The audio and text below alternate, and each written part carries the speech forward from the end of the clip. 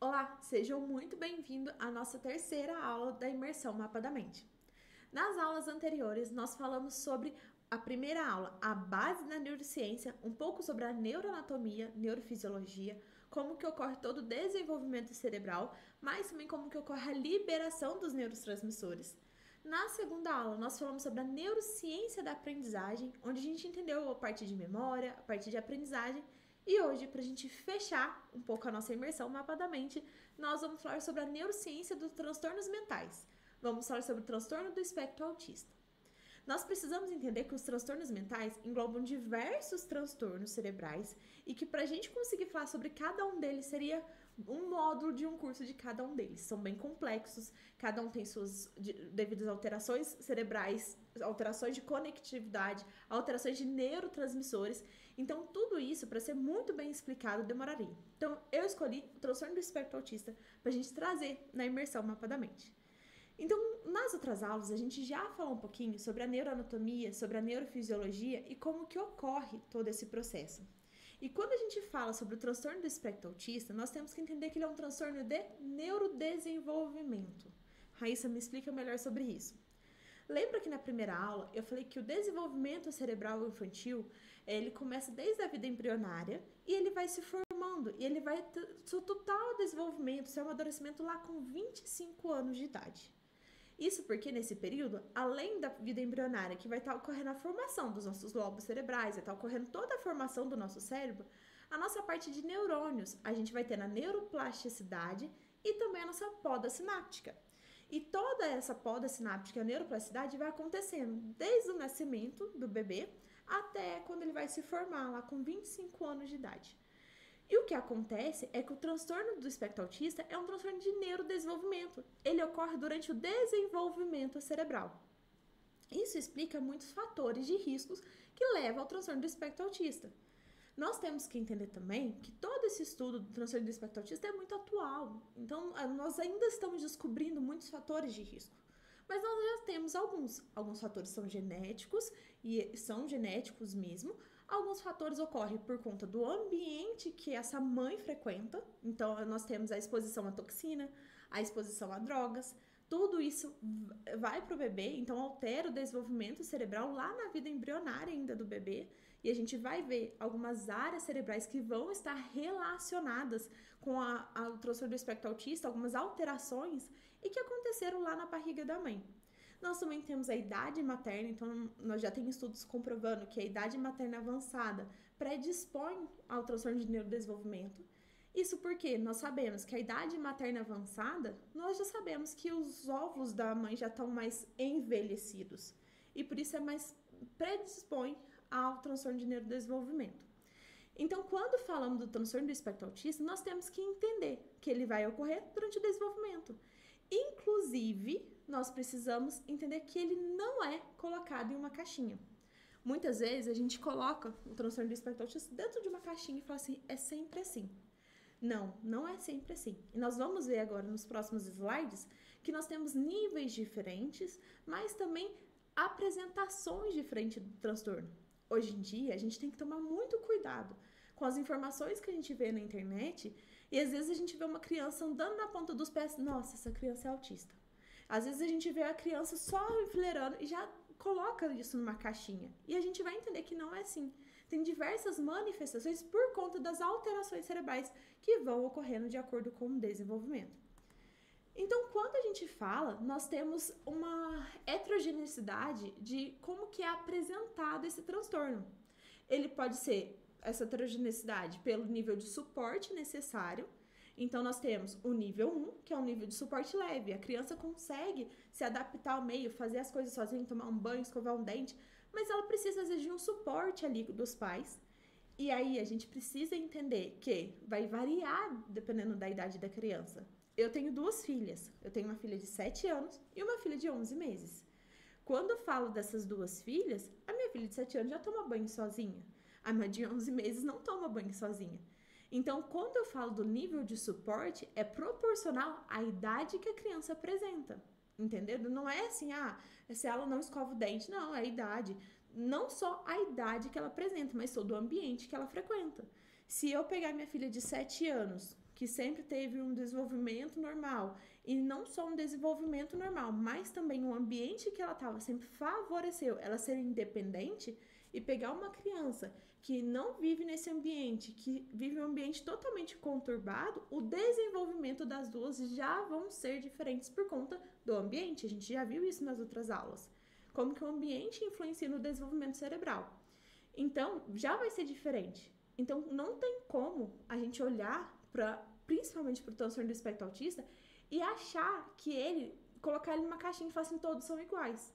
A gente tem que analisar indivíduo por indivíduo, caso a caso. Então, se eu desconfiasse da minha filha, eu vou analisar o ambiente que ela frequenta, como que é o desenvolvimento normal das crianças do ambiente que ela frequenta, como é o desenvolvimento da casa. Tudo isso interfere e a gente já viu sobre isso. Então, o nível de suporte nível 1 é um nível de suporte leve, de acordo com o ambiente que essa criança está ali frequentando. Quando falamos do nível de suporte 2, é um nível moderado. Então, a criança ela consegue se desenvolver bem, porém, às vezes ela precisa da ajuda da mãe. Às vezes, na idade, por exemplo, da minha filha, já sabe se limpar depois de ir no banheiro. Mas, às vezes, a criança tem uma dificuldade disso, ainda mais porque a gente vai ver mais pra frente por conta da sensibilidade. Então, pode ser que ela necessite de um suporte maior por conta dela ter uma hipersensibilidade. Então, isso pode ser um nível de suporte moderado. Agora, o nível de suporte intenso é aquela criança que realmente ela não consegue fazer praticamente nada sozinha. É aquela criança que tem dificuldade de escovar dente, de tomar banho, de comer, às vezes até se alimentar, porque ela precisa de suporte intenso. E aí, quando a gente chega nesse suporte 3, nesse suporte intenso, nós precisamos entender que a criança precisa de um cuidador o tempo inteiro. Nós também sabemos que criança não fique sozinha, mas nesse caso aqui é um cuidador exclusivo o tempo inteiro, porque ela não consegue fazer nada sozinha. Então, por isso que eu tô falando pra vocês, a gente não pode colocar eles numa caixinha. Lembre, o nível de suporte, a gente vai definir esse nível de suporte de acordo com o ambiente e com o desenvolvimento dessa criança de acordo com a vida. Mas nós temos também que olhar pela capacidade intelectual. Vocês já devem ter ouvido falar assim, nossa, a maioria dos autistas são extremamente inteligentes. Nós temos dois extremos aqui. Muitos são inteligentes, têm capacidade intelectual normal ou até muito superior, mas a gente também tem um lado que tem uma deficiência intelectual. Quando a gente olha sobre o transtorno do espectro autista, a gente vai ver nas próximos slides sobre a neuroanatomia, sobre as áreas cerebrais que podem estar alteradas, a gente vai entender melhor por que isso acontece. Então, nós vimos sobre os lobos cerebrais e nós precisamos entender sobre cada função de cada giro, porque se a gente olhar uma alteração, por exemplo, lá no nosso córtex pré-frontal, a gente vai entender que aquilo ali, o que vai ocasionar nessa criança. Então, isso é muito importante a gente olhar todas as áreas cerebrais e entender qual é a função de cada um desses giros, de cada um desse lobo, para aí sim eu falar assim, entendi por que essa criança apresenta isso e por que aquela não apresenta. Se a gente pegar duas crianças que possuem um transtorno, colocar na minha frente com o mesmo nível de suporte, que tem basicamente os mesmos sintomas, a gente vai olhar e são diferentes. Eles são extremamente diferentes. Isso porque são áreas cerebrais que podem estar alteradas diferentes, são conectividade cerebral que pode estar diferente, são neurotransmissores que podem estar diferentes. E isso interfere na nossa capacidade intelectual. Algumas crianças têm uma certa dificuldade intelectual, outras crianças conseguem normalmente ter um aprendizado normal ou até ser muito inteligente. Quando se refere à linguagem, nós temos as crianças que elas têm uma dificuldade tanto de expressar, mas quanto de falar, e às vezes demora para falar, ou às vezes fala, mas fala com uma língua mais enrolada, ou às vezes troca palavras por muito tempo. Nós sabemos que é normal a criança trocar o R pelo R, totatola, sabe essas palavras assim? Então, algumas crianças é normal até uma certa idade, mas depois disso a criança tem que aprender a falar adequadamente.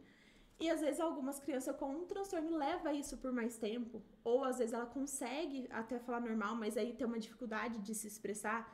E aí quando a gente fala de linguagem, não é só a fala, mas às vezes ela se sente retraída e não querer comunicar diretamente. Mas tem a criança que tem uma linguagem normal. Ela consegue conviver, ela consegue falar, ela consegue ouvir, consegue entender muito bem. E quando falamos sobre comportamentos e interesses, Nós estamos falando que algumas crianças têm comportamentos e interesses restritos.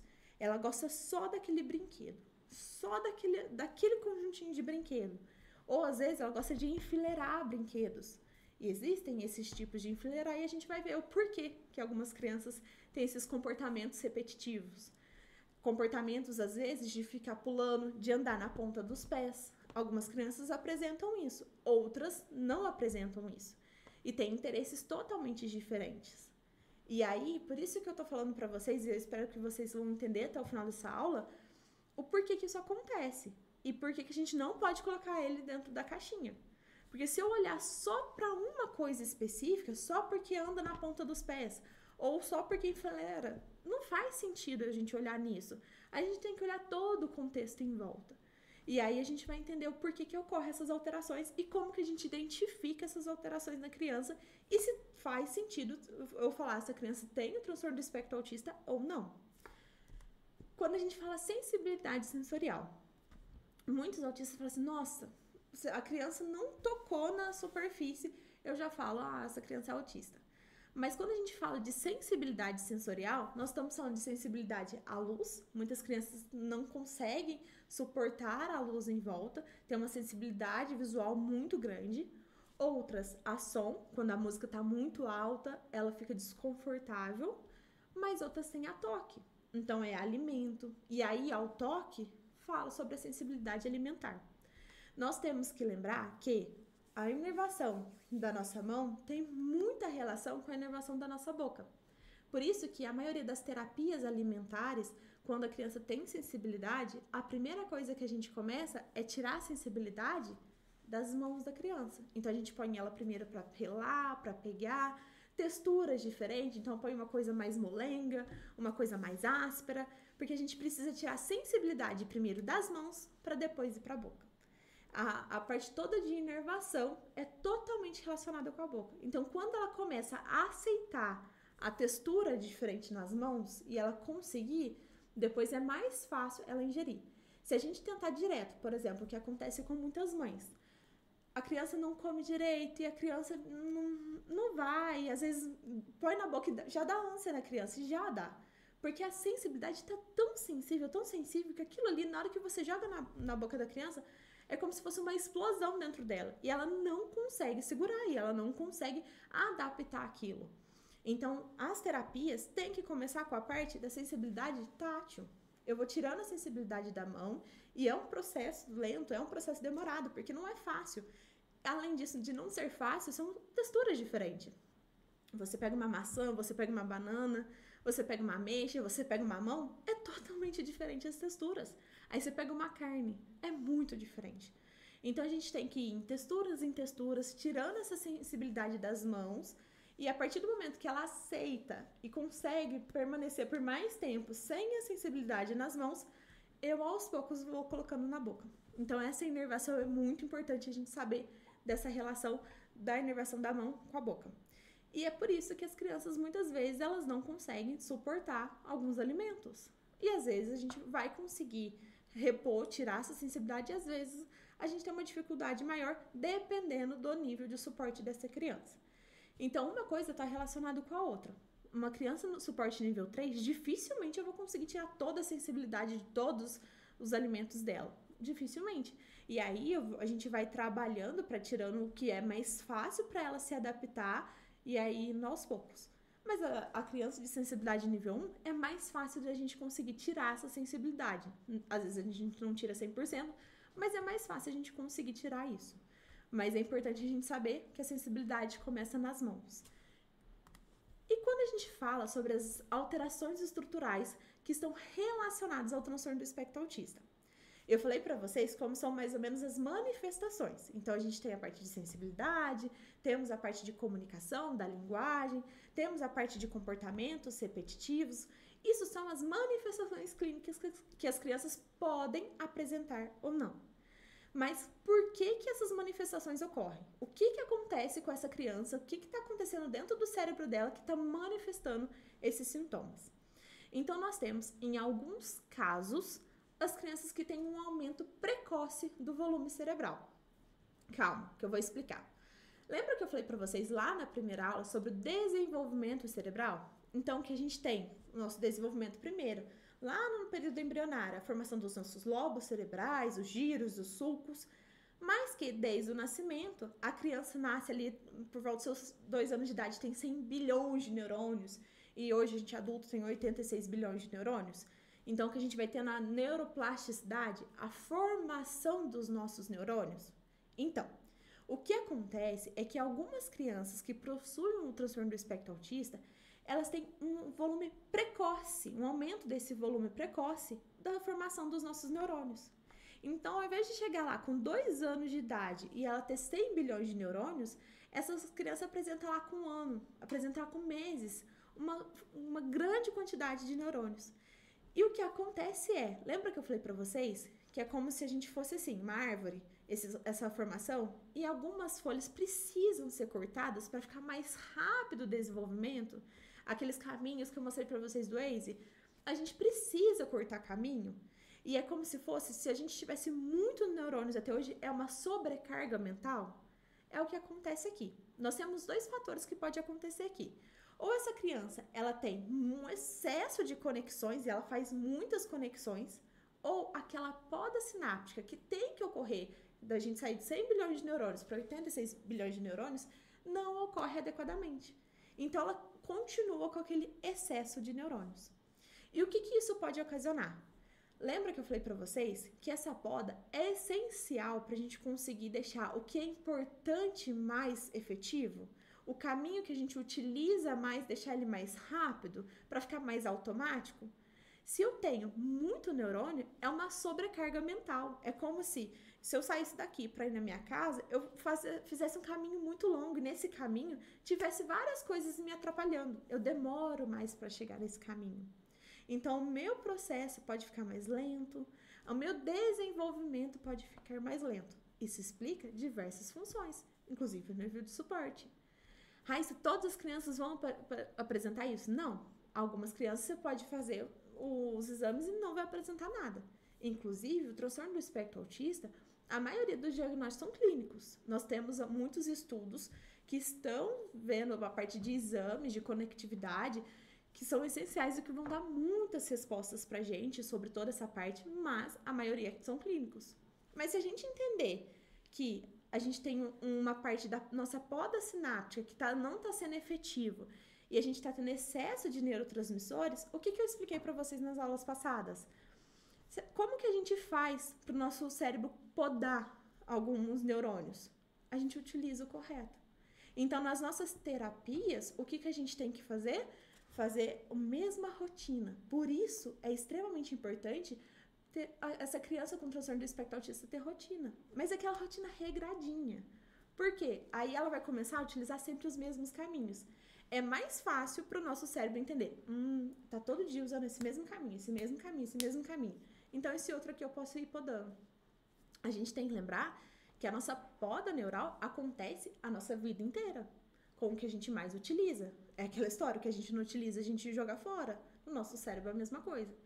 Então, isso daqui, a gente pensa muito na nossa rotina. Se a gente conseguir fazer uma rotina regradinha com aquela criança, além de não ter a parte de imprevisibilidade, a gente sabe que crianças em geral, não é só do transtorno, crianças em geral, elas precisam de previsibilidade, porque eles não conseguem entender igual a gente entende, todas as crianças precisam, as crianças com transtorno do espectro autista principalmente precisam de previsibilidade, daquela rotina regradinha, de saber o que vai acontecer com ela.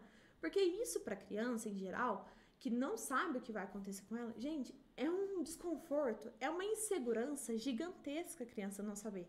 Ela não sabe se ela vai dormir, se ela vai comer, se ela vai sair, para onde que ela vai, com quem que ela vai se encontrar.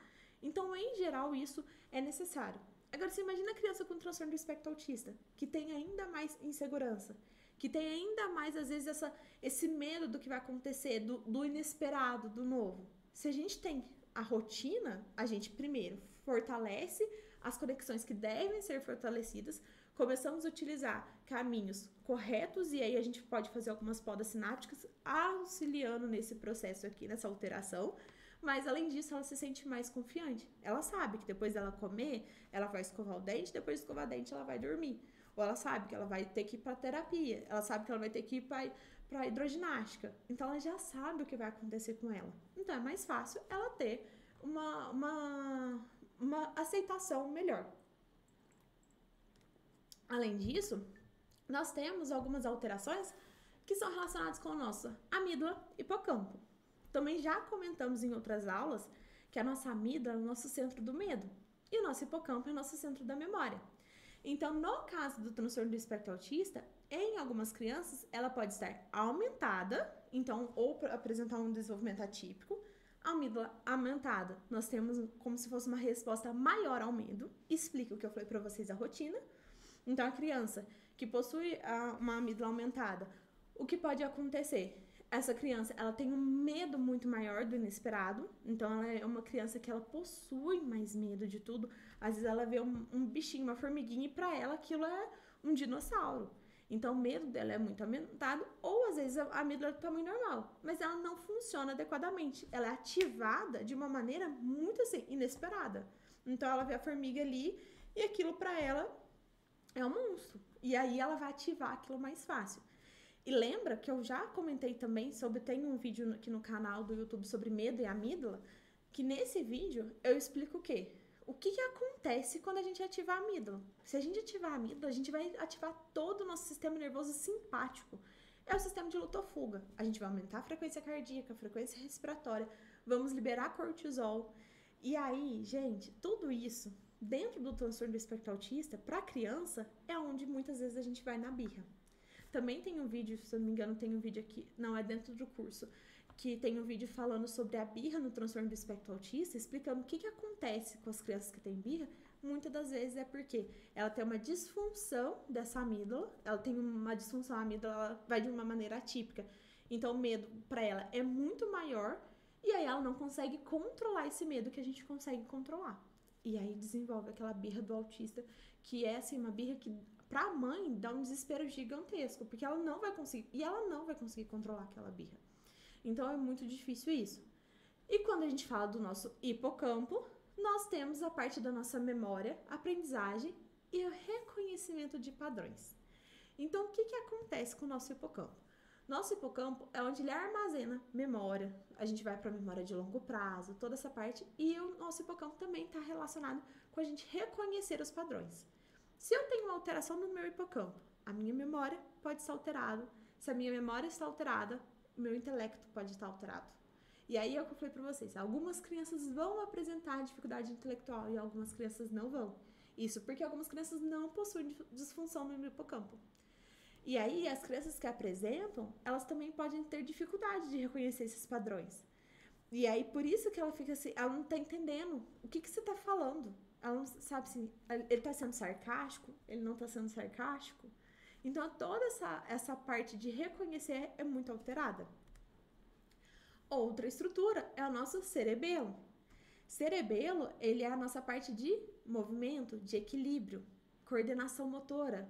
Lembra algumas crianças que possuem transtorno do espectro autista que tem uma dificuldade de coordenação motora muito grande, de equilíbrio? A criança não consegue se equilibrar. Qual é uma das terapias que a gente utiliza nessas crianças? Então, a gente tem a TO que faz a terapia para voltar ao equilíbrio. E aí, a gente tem que lembrar da conectividade. Quanto mais eu utilizo aquela terapia, quanto mais eu utilizo aqueles movimentos, mais as conexões vão ficando fortes, mais conexões ficam fortes, mais difícil de ser quebrada, mais fácil da criança, essa conectividade ficar mais efetiva. Então, tudo isso altera os nossos aspectos sensoriais, os nossos aspectos cognitivos, nossos aspectos motores.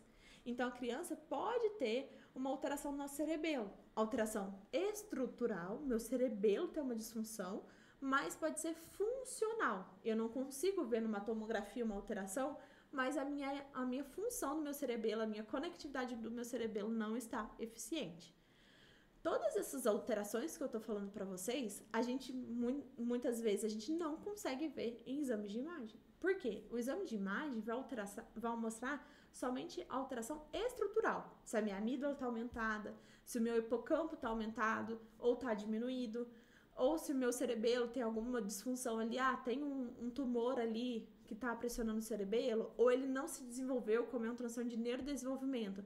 na embriologia, ele não se desenvolveu adequadamente. Então, tudo isso pode ser uma disfunção estrutural. Mas a maioria das crianças com transtorno do espectro autista não possui disfunção estrutural. A maioria é funcional. É a maneira com que funciona. E aí a gente não vê na maioria dos exames de imagem. Então, não vou conseguir ver numa ressonância, não vou conseguir ver numa tomografia. Aí são exames mais complexos e que estão sendo muito estudados ainda, que não estão 100% estudados e não estão disponíveis para a maioria das pessoas. Então, para a gente entender certinho aonde é a disfunção daquela criança. Ah, é no cerebelo, é na amígdala, no hipocampo, é no córtex pré-frontal, que explicaria muito dos sintomas e ajudaria a gente no auxílio dessas partes, o que a gente faria. Então, isso daí seria muito importante.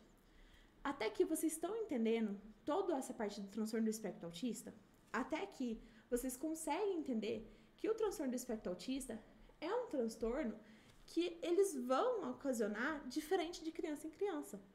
Eu falei para vocês de várias estruturas, como córtex pré-frontal, cerebelo, amígdala, hipocampo. Todas essas estruturas podem estar alteradas, assim como outras estruturas do nosso cérebro, alteradas funcionalmente.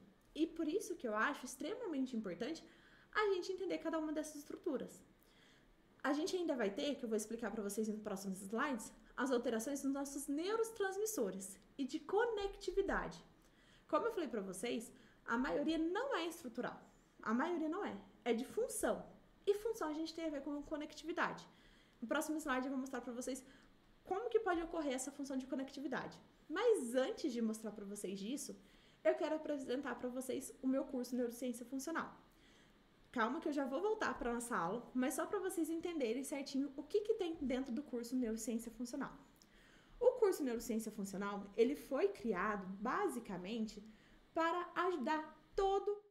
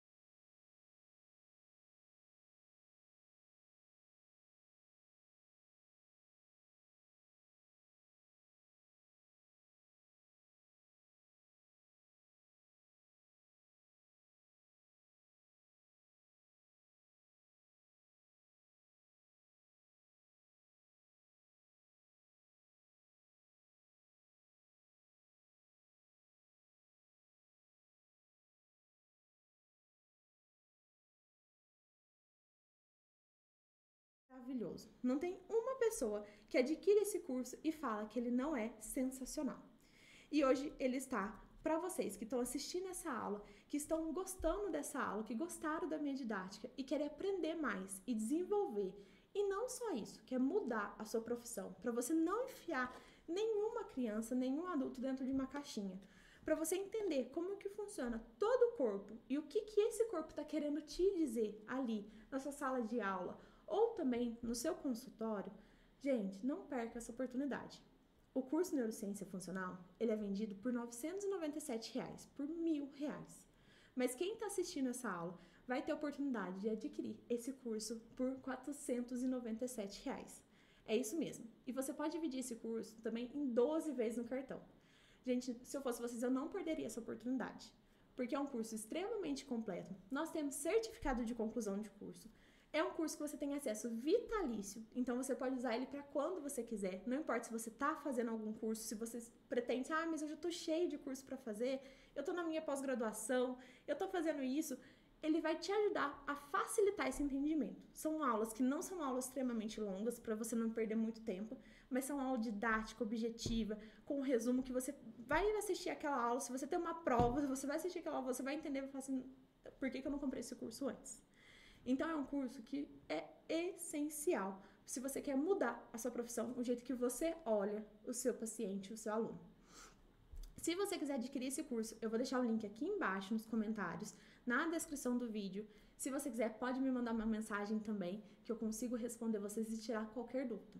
Esse curso, ele tem certificado de conclusão de curso, você recebe todo o material em PDF embaixo de cada aula, tem aulas mensais atualizadas, você tem suporte VIP, podendo tirar a conclusão direto comigo. Então, Raíssa, eu não entendi muito bem essa aula, eu tô com dúvida aqui numa coisa que minha professora falou, eu não consegui entender, me ajuda a relacionar isso. E, além do mais, nós estamos programando para ter uma aula sobre estudos de caso. Então, vocês vão poder trazer estudos de caso, me mandar, eu vou analisar esse caso, vou fazer todo um estudo de caso, entender por que está acontecendo aquilo e vou montar uma aula fazendo um estudo de caso sobre aquele paciente, sobre aquele aluno. Então, é um curso, como você tem acesso ao vitalício, você não pode perder essa oportunidade. E esse preço não vai ficar por muito tempo, porque ele está muito barato pelo tanto de coisa que tem dentro dele. Você pode dividir em 12 vezes do cartão, então sai menos do valor de uma pizza por mês. Só que não é uma pizza que você vai mudar a forma com que você trata o seu paciente. Você vai mudar a sua profissão pro resto da vida. E eu garanto isso. Se você falar assim, Raíssa, não gostei, você tem reembolso, você pode fazer um reembolso com 7 dias. Então, você não corre risco nenhum. Você pode entrar, assistir as aulas do curso e eu tenho certeza que você vai gostar e não vai se arrepender de ter adquirido ele. Mas, voltando para a nossa aula, que a gente precisa terminar, entender toda essa parte do transtorno do espectro autista, eu quero explicar para vocês sobre isso, porque eu falei para vocês sobre cada área cerebral. Se você não entender cada área cerebral, o que acontece, a função, qual é a conexão, que eu vou explicar agora sobre a hipo e hiperconectividade, vocês não vão entender o que está acontecendo nesse cérebro dessa criança. Então, vocês vão focar somente em protocolo, somente... nossa, mas tem protocolo? Posso colocar protocolo dentro do curso? Mas não é isso que vai fazer a diferença na sua vida. O protocolo, você vai baixar ele na internet e tá tudo certo. Você baixa qualquer protocolo hoje na internet, é muito fácil. Porém, não é isso que você vai... Quando você olha só o protocolo, você vai olhar dentro da caixinha. Você não vai expandir. E a minha função, tanto aqui no canal do YouTube quanto no Instagram, mas também, principalmente dentro do curso Neurociência Funcional, é expandir a sua mente, expandir o seu olhar. E fazer você olhar o paciente como um todo, entender as relações do intestino, entender a relação do sono, como eu falei nas outras aulas, entender a relação do ambiente, como que tudo isso influencia nessa criança. Porque se você olhar somente para a patologia, somente para o transtorno do espectro autista, você não vai conseguir entender essa criança certinho. Então, falando sobre essas conexões, nós temos a nossa parte de substância branca. A substância branca, eu já falei para vocês na outra aula, que é a parte onde a gente tem axônios dos nossos neurônios. Então, é a parte onde conecta um lugar do nosso cérebro com o outro, o nosso axônio levando toda aquela informação. E aqui, estudos de neuroimagem já conseguem mostrar a diferença de densidade e integridade da substância branca. Se ela é um axônio, eu já expliquei para vocês o nosso neurônio. Nós temos aqui o nosso neurôniozinho, onde a gente tem toda a nossa parte dos nossos dendritos, o nosso corpo celular, o nosso axônio, o nosso terminal axonal, onde a gente libera os neurotransmissores.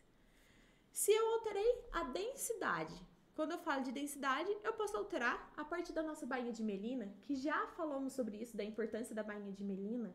O que acontece quando eu perco a bainha de mielina no meu neurônio? Mas eu também posso alterar perdendo a conexão.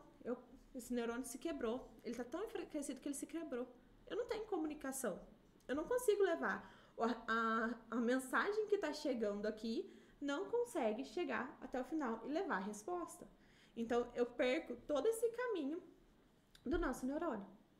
Então, isso daqui pode ser totalmente alterado.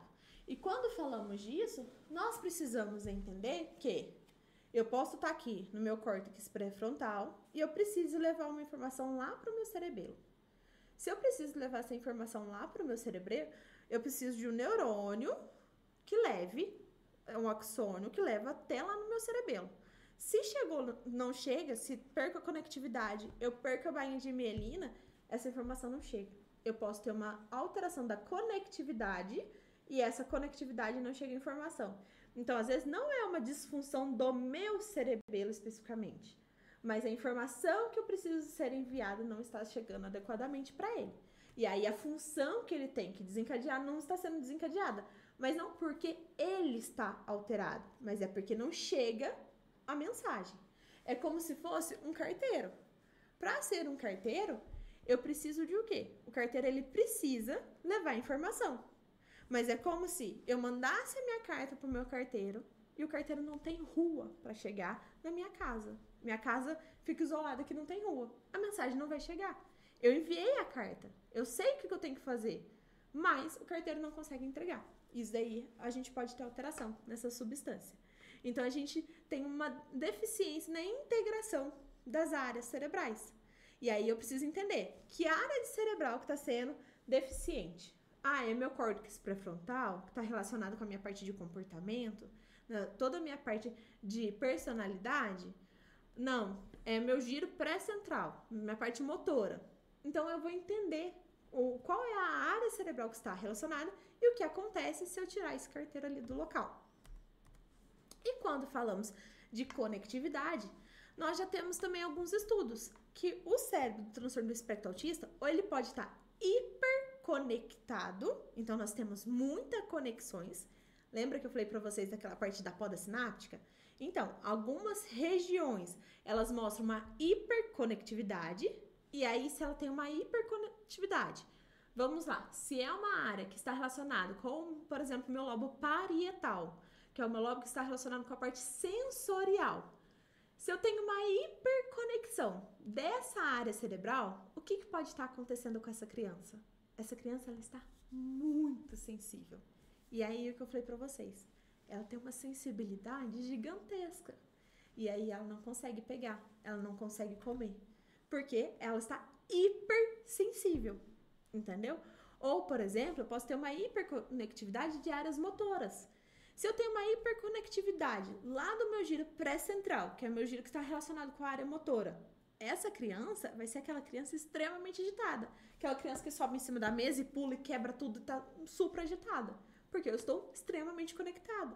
Então ela fica aquela criança eufórica. Isso acontece em alguns casos. Em alguns casos, acontece a hipoconectividade. A hipoconectividade geralmente está relacionada com a área de integração social, córtex pré-frontal e temporal. E aí, a gente entendendo a função de cada um desses córtex, nós entendemos o que acontece. Se eu tenho uma hipoconectividade das áreas com integração social, é uma criança que não consegue interagir no bem. Aquela criança que, quando você põe ela numa sala de aula com 30 coleguinhas, para ela aquilo ali é uma coisa assim, senhor, eu não consigo, não dá. E aí, começa a entrar que ela sente o medo, aí entra a amígdala, e aí entra todo o meu sistema nervoso simpático, e aquela criança começa uma birra gigantesca. Então, é tudo conectado. O nosso cérebro com o nosso corpo, gente, é 100% conectado. E aí a gente precisa entender isso. Porque aí a gente consegue entender aquela criança. Por que ela tem birra em certos locais? Por que quando tá em casa essa criança não apresenta esse comportamento, mas quando eu vou na casa dos meus pais ela apresenta? Porque vamos identificar o que é a iluminação do ambiente que é diferente? Às vezes na minha casa a iluminação é amarela, é aquela iluminação aconchegante, mais baixinha, mais tranquila. e a gente leva ela para casa dos pais, que nem é muita gente, tem lá só os avós dela. Mas a iluminação é muito forte. Ou, por exemplo, é muito cachorro latindo na rua, ou é muito movimento de carro. E aí a gente começa a entender mais a fundo essa criança. Quando falamos de neurotransmissores, nós temos alguns neurotransmissores que estão alterados no transtorno do espectro autista. Que neurotransmissores que são esses? Nós temos o GABA. O GABA é o nosso principal neurotransmissor inibitório. E aí, quando a gente tem o nosso principal neurotransmissor inibitório e ele está com um desequilíbrio entre excitação e inibição, nós temos a hiperatividade. Por quê? Toda criança, nós também temos no nosso organismo, no nosso cérebro, ele é realizado para a gente ser hiperativo. Basicamente isso. Ele quer movimento o tempo inteiro. Mas nós somos controlados principalmente pelo GABA. Então, por exemplo, às vezes eu tô aqui, eu quero, sabe, conversar e blá. Aí meu GABA, o meu corpo fala assim, não, calma, você não pode fazer isso agora. Você tem que respeitar isso. E ele começa a liberar o GABA, e meu GABA começa a me inibir. E eu falo assim, não, tudo bem, acalmei, relaxei, tranquilizei. Isso é o que o GABA faz. Mas se eu tenho um desequilíbrio disso, eu posso levar uma hiperatividade neuronal. E aí, se eu tenho uma hiperatividade neuronal, gente, é alteração não só no meu comportamento, mas nas minhas emoções. O GABA controla as nossas emoções. Por exemplo, se você tá conversando, às vezes eu tô brigando, às vezes a gente tá assim, não é aquela coisa. Quando vê, meu GABA começa a me relaxar e fala assim, calma, não é tudo isso, não é aquilo. Isso é o GABA que me faz. Se eu perco essa disponibilidade do GABA, é tudo muito explosivo. Então, aquela história, sabe uma isquinha já dá uma bomba? Já isca, uma faísca no palheiro já explode? É basicamente isso, porque você não tem o GABA para você controlar. Então, o comportamento altera e as emoções também alteram. E aí, aqueles boom de alteração. Ou é muito triste, ou é muito feliz, ou é muito hiperativa, muito alegre, muito sorridente. Aquela criança que não consegue controlar as emoções dela. E isso explica pela parte do GABA. Conseguimos alterar isso? Conseguimos. Se a gente identificar que o transtorno dessa criança é alterado pelo GABA, nós conseguimos fazer algumas coisas que ou a gente aumenta a liberação do GABA ou a gente também pode medicar essa criança com isso. E aí a gente consegue controlar os sintomas. Mas aí vocês entendem como é importante eu entender qual é o comportamento dessa criança? Porque se a criança não tem problema com GABA e eu der mais GABA para essa criança, eu estimular essa criança a produzir GABA, ela vai ficar sonolenta, ela vai ficar lerda, aí ela vai ter dificuldade de concentrar na escola e aí a pessoa já, nossa, ela já tem junto o TDAH. Que sim, TEA e TDAH, vocês vão ver que é muito relacionado. A gente consegue identificar que geralmente um leva o outro, mas não são todas as crianças. Na verdade, não é a maioria das crianças. Então, não posso colocar essa criança numa caixinha e já falar assim, é por causa disso. Mas será que eu tô estimulando ela do jeito certo? Será que eu tô fazendo a terapia da maneira correta? E aí eu preciso entender isso. Mas a gente pode ter alteração no meu glutamato, que é o oposto do nosso GABA. O glutamato é o principal neurotransmissor excitatório. E aí o que acontece? Se eu tenho um excesso de sinalização glutamarérgica, então eu tenho um excesso de glutamato, eu posso aumentar a minha hipersensibilidade sensorial. E aí o que acontece? Meu glutamato é tudo excesso. É o que me deixa hiperativa, é o que vai desse jeito. Além disso, o glutamato está relacionado com a parte de memória e aprendizado. Então, se eu tenho excesso disso, minha memória pode estar toda, mas a minha sensibilidade também está muito. E aí, o que eu consigo fazer? Diminuir a liberação de glutamato. Diminuir a liberação de glutamato, eu fico mais tranquila de diminuir essa sensibilidade. Então, adianta, por exemplo, a criança que tem hipersensibilidade sensorial, eu fazer essa criança terapia, mas não ver se é o glutamato? Ah, Raíssa, mas como que eu vejo isso? A gente vai ver com testes. A gente vai ver não só testes clínicos, mas testes com a criança em si. E ver o porquê que ela tá com isso daí. Porque se eu posso tentar fazer muita terapia para ela, mas se ela libera muito glutamato, ela nunca vai tirar essa sensibilidade. Entenderam? Então eu preciso entender qual é o problema dessa criança a fundo. E aí eu consigo diminuir esse glutamato, eu diminuo a hipersensibilidade, e aí sim, eu diminuindo a hipersensibilidade, eu consigo fazer terapia para que ela aceite de uma maneira mais adequada. Eu vou fazer terapias que vão auxiliar na diminuição do glutamato. E aí eu consigo tirar essa sensibilidade. Não é simplesmente colocar a criança ali sentada na mesa e ficar dando só as coisas para ela pôr a mão. Não é só isso, tem toda uma estratégia por trás disso. Nós temos alterações da nossa serotonina. Serotonina é um neurotransmissor que a gente fala que é o neurotransmissor do humor. Mas não é só do humor. Serotonina, ela está relacionada com o nosso sono, com a nossa parte de dor. Então, a alteração da serotonina no transtorno do espectro autista, ela está muito relacionada com a nossa parte. O meu humor, às vezes é aquela criança que está com humor extremamente elevado, aquela criança que não para de pular, de gritar e tudo, porque ela tá com um aumento de serotonina muito gigantesco. Ela pode estar com um sono totalmente alterado, e aí a gente precisa entender que nosso corpo, nosso cérebro tem tudo feedback negativo. O que é feedback negativo? Quando eu tenho um excesso de algum hormônio, de algum neurotransmissor, meu corpo fala assim para a área central: para de produzir porque eu já tenho muito. Lembra lá na primeira aula nossa, onde eu falei sobre neurotransmissores e a fabricação dos nossos neurônios dos neurotransmissores? Que eu falei pra vocês que o nosso corpo não é bobo, que ele, se tá produzindo muito, ou ele vai pegar neurotransmissor de novo pra ele, pra não deixar sobrando, mas também, o que ele vai fazer? Ou, para a fábrica aí, eu tô com muita caneta aqui. Lembra que eu dei o exemplo da caneta? De produção de caneta? Se eu tô com um estoque gigantesco de caneta, gigantesco, eu vou ficar produzindo mais um estoque gigantesco de caneta? Não. Eu vou esperar diminuir meu estoque, para não precisar de matéria-prima, para não gastar minha energia, para não gastar nada disso. Na hora que eu começar a diminuir, eu produzo mais. Isso é o que acontece com a nossa tireoide. Se a gente está produzindo muito hormônio da tireoide, o meu corpo fala assim para minha tireoide, meu cérebro fala para a tireoide: ô, para de ser boba, para de produzir hormônio, você está produzindo demais. E aí, às vezes, eu tinha um hipertireoidismo e virou um hipo. Como assim, Raíssa? A maioria das vezes acontece isso. Porque meu corpo, do nada, ele para. Fala assim, nossa, tá produzindo muito. Ou por conta de medicamento. Quando eu tenho um hipotireoidismo, eu começo a tomar medicamento e converte. Porque o nosso corpo, ele é muito esperto. Ele não vai gastar energia com o que não deve. Então, se eu tô produzindo muita serotonina, pode, no começo, dar uma parte, a criança fica muito alegre, quando vê do nada, a criança vira. Putz, aconteceu um problema aqui. O que aconteceu com essa criança? Ela tava super bem e tudo alegre, quando do nada desvirou. Porque meu corpo não vai ser bobo de ficar produzindo muito. E aí ele dá feedback negativo. Feedback negativo, ele para de produzir serotonina. Fala assim, não, tô produzindo muito.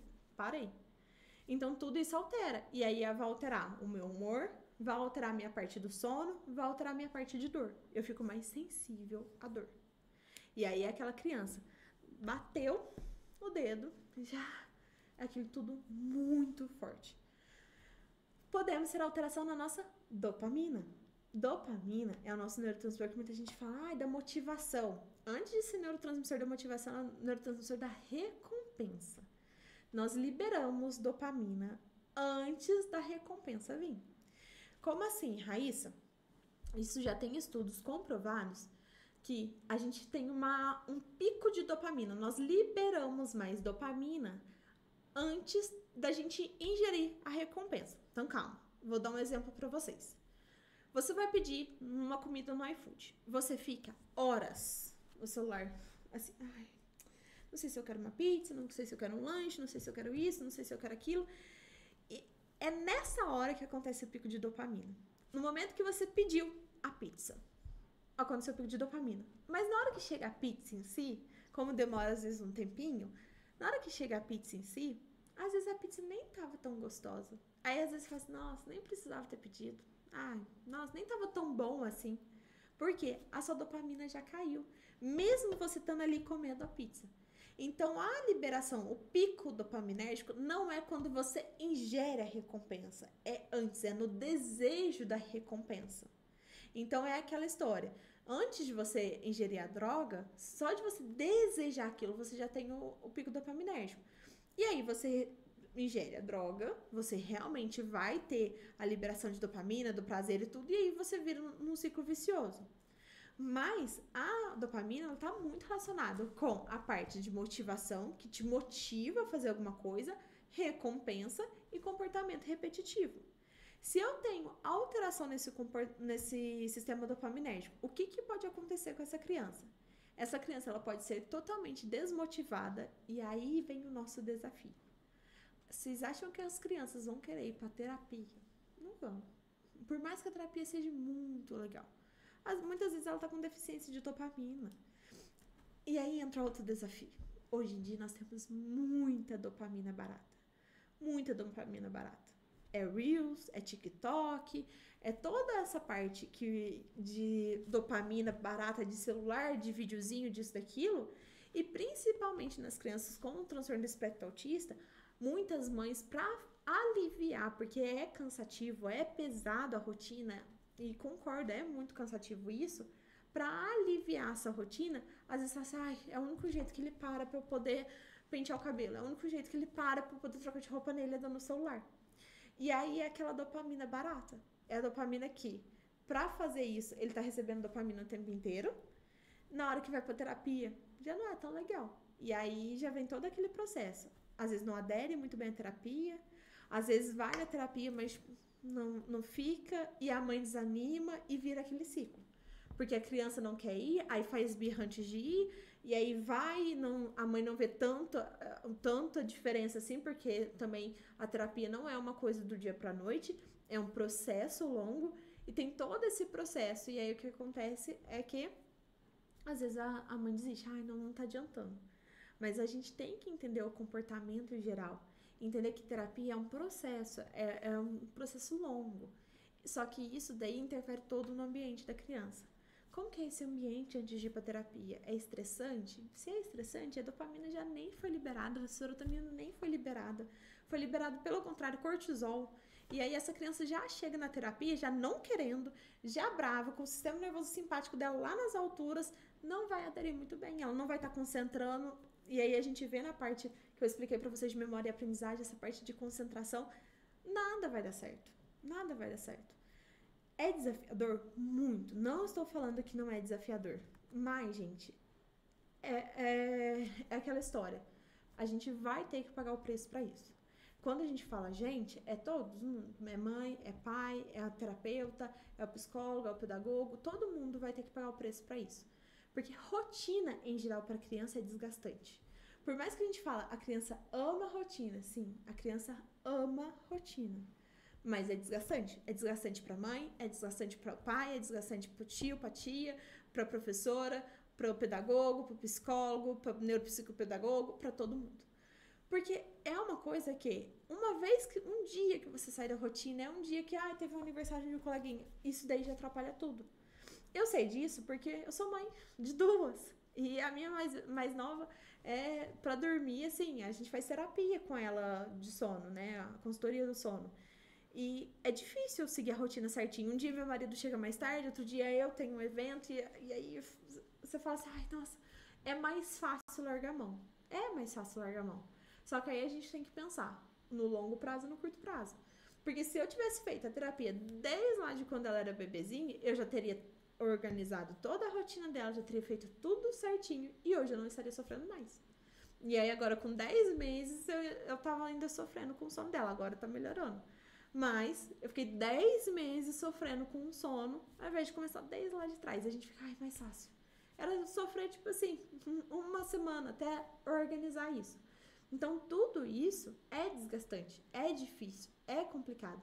Mas, por outro lado, tudo isso recompensa no final. E aí, aí vem a nossa dopamina. Porque aí a nossa dopamina vai ser liberada em você dormir uma noite bem, você diminuir as birras e diminuir tudo isso. Isso, muitas vezes, quem tem que orientar somos nós. Os pais, por mais que eles buscam muita informação, nós temos que entender que tem muita parte emocional. E, às vezes, eles vão pensar e no mais fácil. Ai, não vai judiar dele. Ai, nossa, é rotina, é cansativo, ele não vai... Os pais acham que a rotina é ruim. A maioria das pessoas acham. Ai, você é escravo da rotina, ele vai ser escravo. Ele não vai, né? Por exemplo, as crianças estão tudo brincando e ele tá lá dormindo. Mas, gente, isso é o ideal para a criança. A rotina dá previsibilidade para a criança, que ele se sente seguro, ele se sente assim, nossa, eu já sei o que vai acontecer comigo.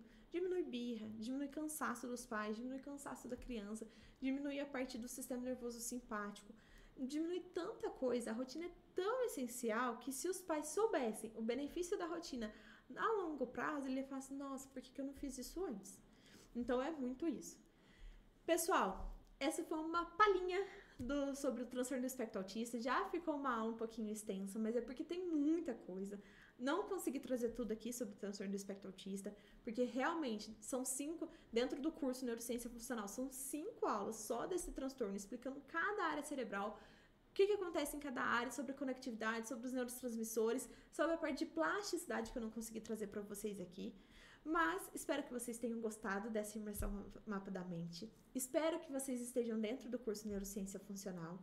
Eu tenho uma plataforma com diversos materiais, então se vocês quiserem entrar para ver, inclusive esses neurônios fofos, esse cérebro em feltro também, super fofinho. Então, eu tenho essa plataforma toda liberada. E espero que vocês gostem muito de quem está dentro do curso. Quem estiver dentro do curso, vocês já vão receber uma mensagem minha de boas-vindas e também já vão receber no meu WhatsApp, vocês podendo conversar comigo. E um grande beijo. Até a próxima aula.